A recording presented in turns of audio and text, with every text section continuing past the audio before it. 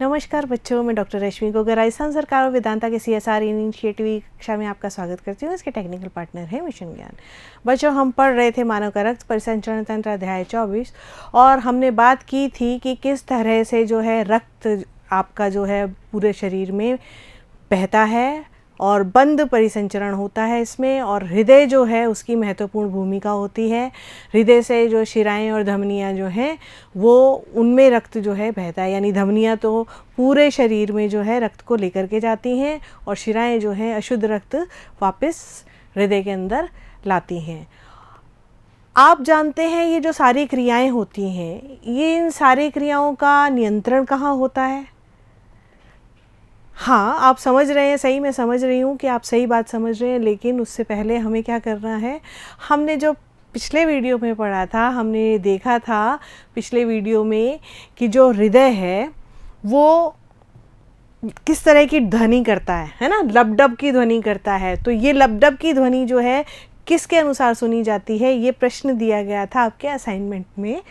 तो स्टेथोस्कोप जो डॉक्टर्स लगाते हैं और फिर उसको हृदय की ध्वनि सुनते हैं, उससे उसको उस उपकरण को बोलते हैं स्टेथोस्कोप। और उसमें कौन सी, हाँ, हम सामान्य रूप से जिसको धक धक की ध्वनि कहते हैं, वह वास्तव में उसे क्या, जो अपनी मेडिकल भाषा में उसको लबडब की संज्ञा दी गई है। मनुष्य में हृदय स्पंदन दर कितनी होती है? तो मनुष्य में हृदय स्पंदन दर 1 मिनट में 72 बार, यानी कि मनुष्य का हृदय 1 मिनट में 72 बार धड़कता है।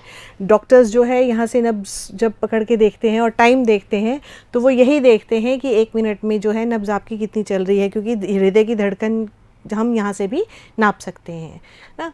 और अब जो बात चल रही थी हमारी कि हृदय का जो नियंत्रण है, हृदय का नियंत्रण या हमारे शरीर की जो भी क्रियाएं होती हैं उनका मेन नियंत्रण केंद्र होता है हमारा मस्तिष्क और तंत्रिकाएं, है ना। तो हृदय के लिए भी यही बात लागू होती है कि हृदय भी जो है वो किससे नियंत्रित रहता है? जी हाँ, तंत्रिकाओं से नियंत्रित रहता है। और इसमें जो तंत्रिकाएं, इसके जो नियंत्रण की तंत्रिकाएं जो होती हैं वो कहाँ होती हैं? वो होती है मेडुला ऑब्लोंगेटा में। ये हमारा मस्तिष्क है। मस्तिष्क का जो पिछला पार्ट है नीचे की साइड जो जा कर के और हमारे मेरुरज्जु के साथ, मेरुदंड के साथ जो जुड़ रहा है, वो पार्ट क्या कहलाता है? हमारा मेडुला ऑब्लोंगेटा कहलाता है। और ये वाला जो मेडुला ऑब्लोंगेटा है, इस पार्ट से जो है हमारे हृदय की जो धड़कनें हैं, हृदय का जो सारा सिस्टम है वो नियंत्रित रहता है। किस तरह से रहता है? ये देखिए, सेंसरी नर्व्स निकल रही हैं, है ना। इसमें से जो नर्व्स निकल रही हैं, ये नोड्स जो हृदय में जो है नोड्स, उनसे जाकर के कनेक्ट हो रही हैं। तो ये 2 भाग होते हैं इसके। एक तो होता है हृदय त्वरक और एक होता है हृदय निरोधक। ठीक है, त्वरक मतलब जो स्टिमुलेट करता है ना, और दूसरा निरोधक जो होता है इनहिबिट करता है। यानी एक तो है आपका कार्डियो इनहिबिटरी, ठीक है, और एक है आपका कार्डियो एसिलरेटरी। ये 2 होते हैं। तो जब हम कार्डियो एसिलरेटरी की बात करते हैं तो ये भाग जो है ये रहा, है ना। अब इसमें ये देख लीजिए आप, ये 2 पार्ट हैं अलग अलग। अब यहाँ पर क्या होगा, ये जो पार्ट है आपका, है ना, ऑसिलरेटरी, इस वाले पार्ट से ये देखिए तंत्रिकाएं निकल रही हैं और ये कहाँ जा रही हैं? ऐसे नोड पे। आपको बताया था साइनो ऑरिकुलर नोड होता है ना, उस नोड पे जाकर के ये कनेक्ट हो रही हैं। तो अनुकंपी तंत्रिका तंतुओं द्वारा जो संवेग होता है वो कहाँ जाता है? ऐसे नोड में जाता है। अब ऐसे नोड द्वारा उत्तेजित यहाँ पर एक नॉर एपिनेफ्रिन नामक क्या होता है? पदार्थ मुक्त होता है। और ये क्या करता है? हृदय की जो हमारी गति है, हृदय की धड़कन जो है, स्पंदन जो है, उसमें वृद्धि करता है। मतलब आपकी कौन सी ये जो कनेक्ट हो रही है कार्डियो एसिलरेटरी में, कौन सी नर्व्स है? सिंपैथेटिक कार्डियक नर्व होती है। कहाँ जा कर के अटैच हो रही है? ये ऐसे नोड में, वहाँ पर संवेगों को भेज रही है। वहाँ क्या उत्पन्न हो रहा है? वहाँ हो रहा है नॉर एपिनेफ्रिन उत्पन्न हो रहा है, जो कि हृदय स्पंदन की दर में क्या करता है? वृद्धि करता है। इसके अतिरिक्त कुछ और कारक हैं, जैसे पीएच, सिंपैथिन, एड्रिनलिन और थायरॉक्सिन। ये भी क्या करते हैं? ऐसे नोड को प्रभावित करके हृदय की जो गति है, स्पंदन की गति है, उसमें वृद्धि करते हैं। ठीक है, ये सारे कारक जो हैं क्या है? हृदय त्वरक हैं। फिर है हृदय निरोधक, जो ये है आपका कार्डियो इनहिबिटरी सेंटर, है ना, ये वाला। अब यहाँ से कौन सी नर्व, ये वाली नर्व जा रही है द वेगस। यहाँ से कौन सी जाती है, एक तो वेगस जाती है नर्व और दूसरी जाती है परानुकंपी। ये देखिए ये वाली परानुकंपी, है ना, सिंपैथेटिक कार्डियक नर्व। ये दो जो नर्व्स हैं इनके माध्यम से आवेग कहाँ भेजे जाते हैं, वही ऐसे नोड में भेजे जाते हैं, ठीक है। अब वहाँ पर एसिटाइल कोलिन, है ना, वो उत्पन्न होता है, मुक्त होता है, ठीक है, मुक्त होता है। और ये स्पंदन की गति को क्या करता है, ये स्पंदन की गति को कम करता है ना। तो दो चीज़ें हो गई आपकी, हृदय त्वरक, त्वरक मतलब, त्वरक का मतलब ही नाम से ही आपको लग रहा होगा जो जल्दी करता है ना, और निरोधक मतलब जो कम कर रहा है, ठीक है। तो इस पार्ट से ये सब कहाँ से आ रहे हैं, ये मेडुला पार्ट से आ रहे हैं। आपका मेडुला जो ऑब्लोंगेटा है उस पार्ट से ये नर्व्स जो हैं वो आती हैं। इसके विपरीत प्रभावों के कारण हृदय स्पंदन की दर निश्चित बनी रहती है, ठीक है ना। ये जो है आपका इससे, इसके कारण यहाँ से ये वाली नर्व्स आ रही हैं आपकी, इसके कारण क्या होता है, आपकी जो स्पंदन की दर है वो निश्चित बनी रहती है। और एपिनेफ्रीन व नॉर एपिनेफ्रीन हार्मोन जो है वो भी हृदय की गति को तीव्र करते हैं, जो हमने पढ़ा था कहाँ पर, हृदय त्वरक में पढ़ी थी ये वाली बात, ठीक है। ये क्रमशः आपातकाल, अब क्या है, कभी कभी बहुत डर की स्थिति आ जाती है या भागते दौड़ते हैं, है ना, घबराहट की स्थिति आ जाती है, तो उस आपातकाल के समय ये क्या करता है, सामान्य अवस्था में गति को क्या करता है, तीव्र कर देता है। इसके अलावा भी कुछ है, जैसे पोटेशियम है, सोडियम है, इसकी जो अधिक सांद्रता अगर ये भी अगर ज़्यादा हो जाते हैं तो क्या होता है, हृदय की धड़कन जो है वो धीमी हो जाती है। साथ में कैल्शियम भी, कैल्शियम क्या करती है, कैल्शियम अधिक कर देती है ना। कैल्शियम अगर ज़्यादा हो जाता है तो हृदय की गति कैसी होती है, बढ़ जाती है। ये चीज़ें भी आपको साथ में याद रखनी पड़ेंगी। अधिक ताप, डर, गुस्सा, कम पीएच, अधिक CO2, इन सब से क्या होता है, हृदय की गति बढ़ जाती है। आपने देखा होगा कभी कभी आपका रिजल्ट आने वाला होता है ना, तब कैसे होता है, एकदम धड़कन बढ़ जाती है, घबराहट सी होने लग जाती है ना। तो यही सब जो हार्मोन्स वगैरह हैं ये इसको सिक्रीट होते हैं और इसके कारण ऐसा होता है। थायरोक्सिन हार्मोन जैविक उपापचयी दर को बढ़ाता है, जिससे हृदय स्पंदन की दर बढ़ जाती है। एसिटाइल कोलिन से हृदय की दर कम होती है क्योंकि ये इनहिबिटर है ना, निरोधक है, ठीक है। एड्रेनलिन, जब डर की स्थिति होती है या जब हमको जैसे रेस कोई हो रही है और हम सेकंड पोजीशन पे और हमें फर्स्ट पे आना है तो हम ज़्यादा दम लगाते हैं, उस टाइम क्या होता है, ये एड्रेनल जो ग्लैंड है उसमें से एड्रेनलिन सक्रिय हो जाता है ना। ये सब क्या करते हैं, हृदय की गति को बढ़ाते हैं। पुरुषों की तुलना में स्त्रियों में हृदय की गति कुछ तीव्र होती है। तो यहाँ तक आपको समझ आ गई कि किस तरह से जो मस्तिष्क है, मस्तिष्क का मेडुला ऑब्लोंगेटा पार्ट है, उसमें जो है दो आपके होते हैं, एसेलरेटर और इनहिबिटर, है ना, कार्डियक एसेलरेटर और कार्डियक इनहिबिटर। तो ये दोनों क्या करते हैं, गति को सामान्य रखने की कोशिश, एक तो बढ़ाता है एक कम करता है, तो दोनों की कंडीशंस में गति जो है वो सामान्य रहती है। लेकिन इनकी अलग अलग, इनके ऊपर कारक भी हैं कुछ जो इनको प्रभावित करते हैं, जिनके बारे में अभी अपन ने बात की। अब है बात दोहरा रक्त परिसंचरण। दोहरा रक्त परिसंचरण का मतलब ये है कि आपको पता है हमारे 2 आलिंद और 2 नीले होते हैं स्तनधारियों में, सभी स्तनधारियों में 2 आलिंद और 2 नीले होते हैं। यानी जो हमारा हृदय है वो 4 कोष्ठीय होता है ना। अब जब ये 4 कोष्ठीय हृदय होता है, इसमें शुद्ध और अशुद्ध रक्त दोनों अलग अलग बहते हैं, देखिए, है ना। ये बात अपन ने कही हुई थी कि ये शुद्ध और, ये देख लीजिए, इधर हमारा शुद्ध रक्त है, इधर हमारा अशुद्ध रक्त है, ठीक है।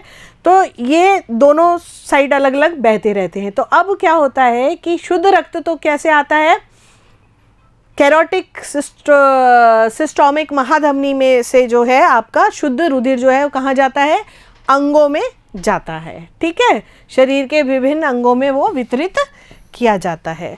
और अशुद्ध रक्त जो है वो कहाँ आता है, वो आपके दाएं आलिंद में आता है, किनके द्वारा, शिराओं के द्वारा आता है ना। वानाकावा जो है वो उसको लेकर के और कहाँ आती है, दाएं आलिंद में आती है। अब ये दाएं आलिंद से क्या होता है, ये रक्त कहाँ पहुँच जाता है, फुफ्फुसीय चाप द्वारा कहाँ चला जाता है, फेफड़ों में शुद्धिकरण के लिए चला जाता है। ठीक है, यहाँ पे आप देख रहे हैं ये पूरी चल रही है क्रिया, है ना। अब गैसीमय विनय के बाद क्या होता है, शुद्ध रक्त जो होता है वो फुफ्फुसीय शिराओं द्वारा कहाँ आ जाता है, बाएं आलिंद में लाया जाता है। तो हृदय में ये 2 बार आया, पहले दाएं आलिंद में आया, फिर उसके बाद कहाँ वापस से आया, बाएं आलिंद में आया, है ना।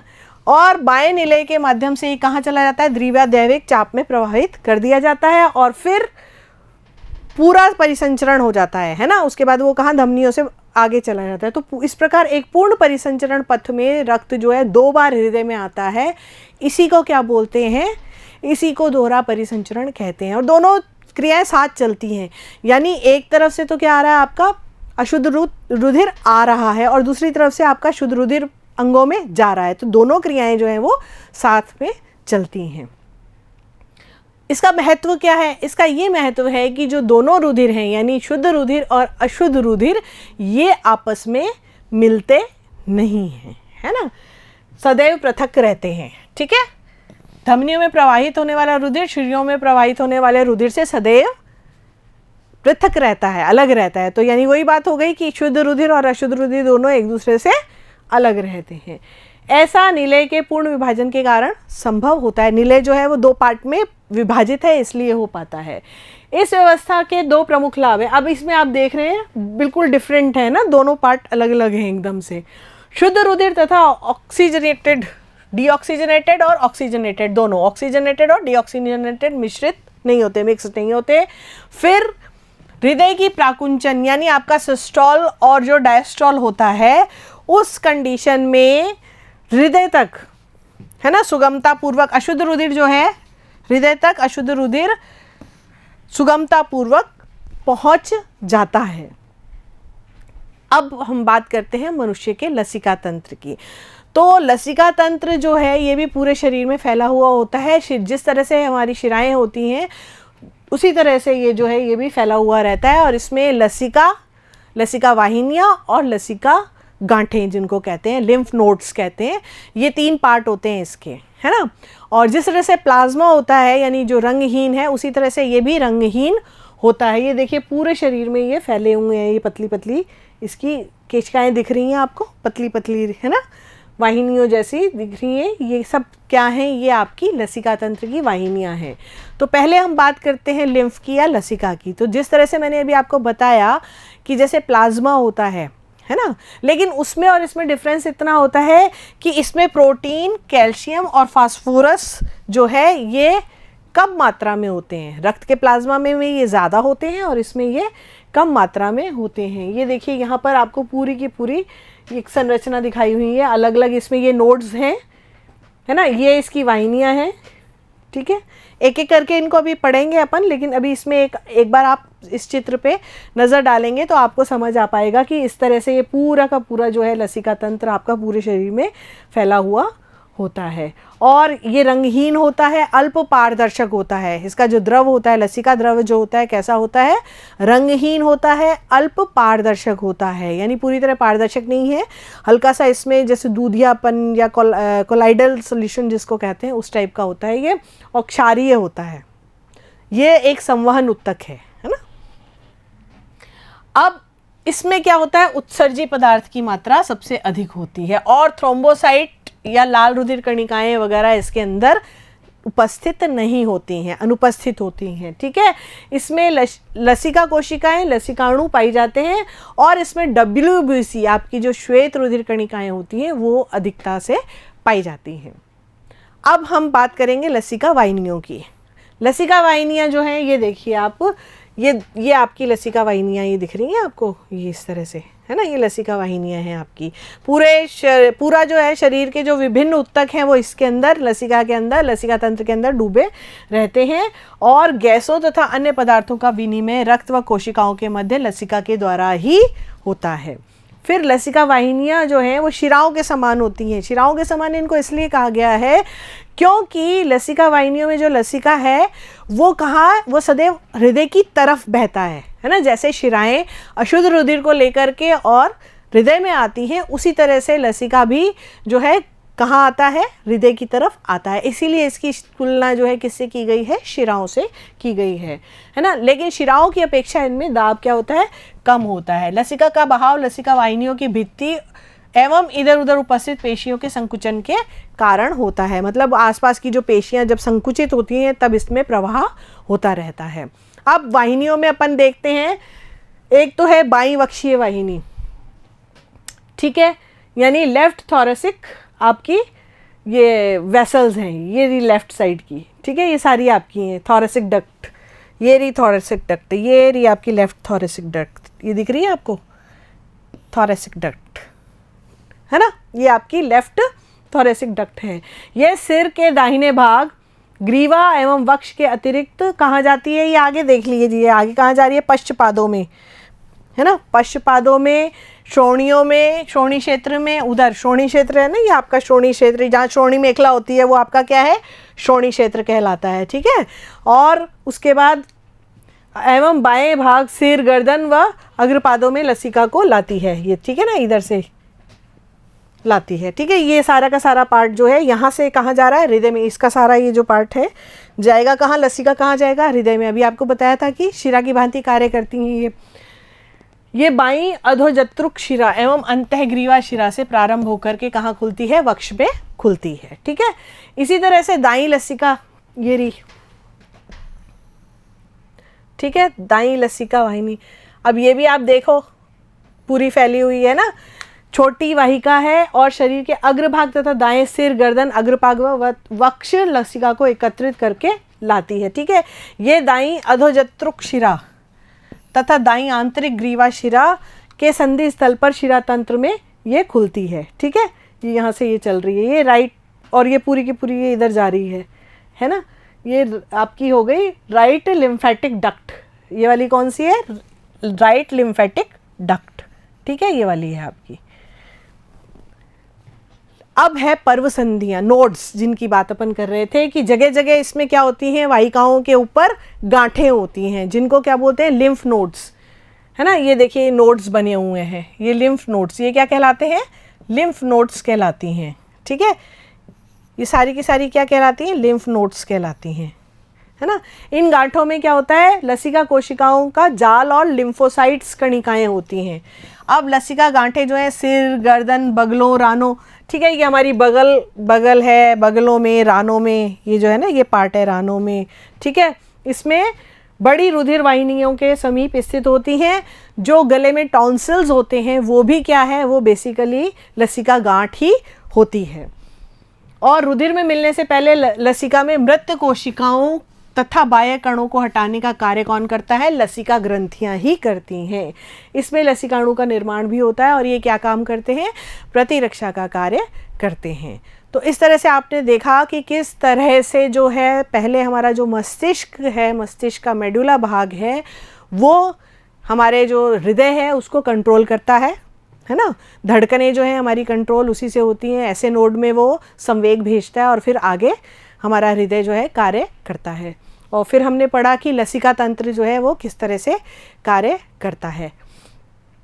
अब इसके कार्य क्या हैं लसिका तंत्र के, वो देखते हैं हम। तो एक तो जब अभी प्रतिरक्षा का कार्य करता है आपको बताया, दूसरा इसके अंदर आपको ये बताया गया था कि इसमें पोषक तत्व है ना, पचित भोज्य पदार्थों और ऑक्सीजन को लेकर के ये क्या करता है, उत्तकों में, और उत्तकों से उत्सर्जी पदार्थ ला करके हार्मोन आदि को कहाँ लाता है, रक्त के अंदर ले आता है ये।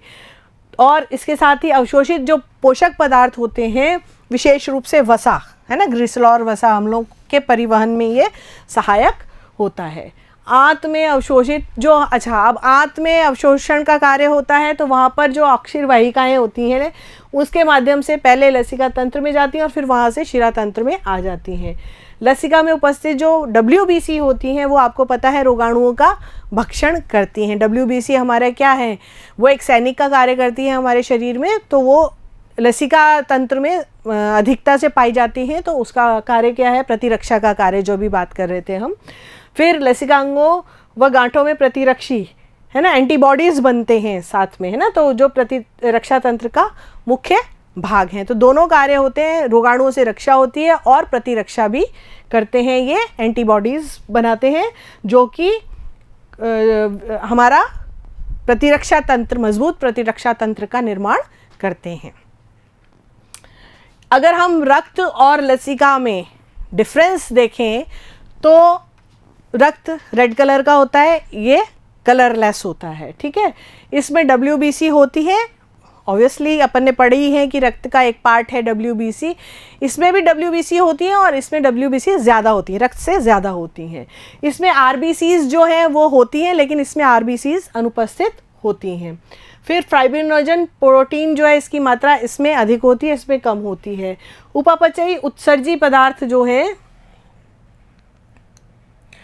उत्सर्जी पदार्थ जो होते हैं उनकी मात्रा इसमें अधिक होती है, इसमें कम होती है।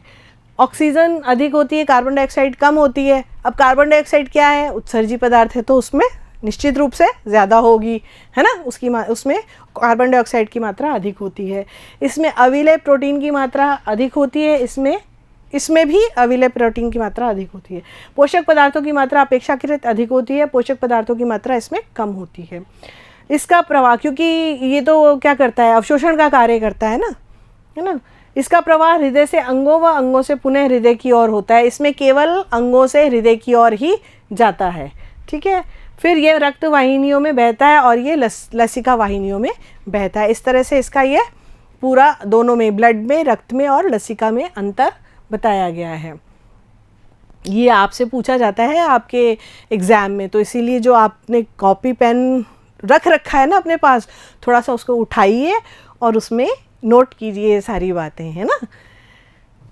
अब हम बात करते हैं हृदय की गति का प्रमुख तंत्रिकीय नियंत्रण मस्तिष्क के किस भाग से होता है, और दूसरा है लसिका का कार्य बताइए। दोनों प्रश्न आपके असाइनमेंट के हैं।